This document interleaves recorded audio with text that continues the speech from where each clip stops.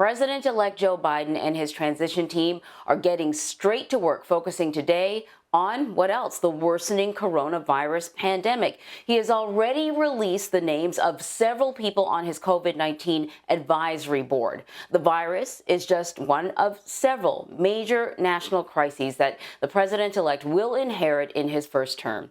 Debra Alfarone is following the very latest on the Biden team. Debra, as the president-elect tries to move forward, President Trump and his campaign, they're still fighting the results of the election. What can you tell us? Absolutely. Yeah, absolutely, Anne-Marie. And even so, even more than that, Rudy Giuliani said yesterday that we can expect to see, get this, between 4 and 10 lawsuits just this week.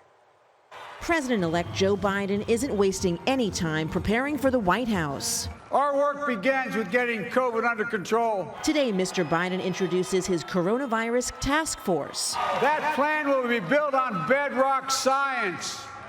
It will be constructed out of compassion, empathy, and concern. Former Surgeon General Vivek Murthy and former FDA Commissioner David Kessler will lead the group. Joe Biden is going to make good on his promises on the campaign trail. CBS News has learned President-elect Biden is expected to unveil a series of executive orders on his first day in office. They include rescinding President Trump's travel ban on several Muslim-majority countries, reinstating the DACA program, and rejoining the World Health Organization and the Paris Climate Agreement. This is what the American people voted for. This is what they want to see. President Trump has yet to concede the election while his campaign pursues legal challenges in several battleground states. Many elected Republicans are supporting his fight. Do not concede, Mr. President. Fight hard. But legal experts say the campaign's arguments lack evidence. Even if they had merit, which the vast majority of them do not, they wouldn't result in the overturning of the election. They might result in a few dozen ballots here or there being thrown out. President-elect Biden is ahead by about 45,000 votes in Pennsylvania and 10,000 votes in Georgia. All right, Debra, so what more can you tell us about the Trump campaign strategy? And is President-elect Biden planning to counter with his own legal team?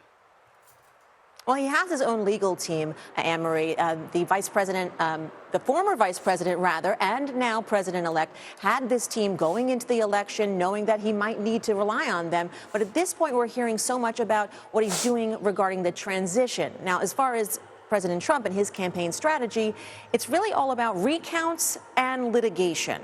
So here's something really interesting. One of the things that we're hearing is that his team is going to show obituaries of people who have voted. So we're hearing that in Pennsylvania, it's alleged that there are 21,000 such cases where someone voted in the name of someone who is no longer here.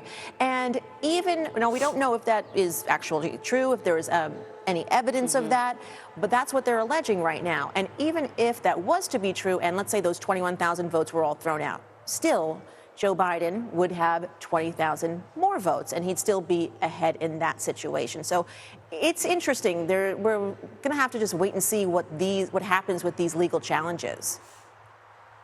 Yeah, definitely. Do we know what the president-elect is up to today? Absolutely. He is all about COVID today. So he's going to be meeting with his COVID advisory board today, his COVID-19 advisory board. Then he's going to make remarks. He's also going to be meeting, in that meeting also will be Vice President-elect Kamala Harris. And then later, they're going to be meeting with their transition advisors. Right now, we're going to be hearing about the transition a lot.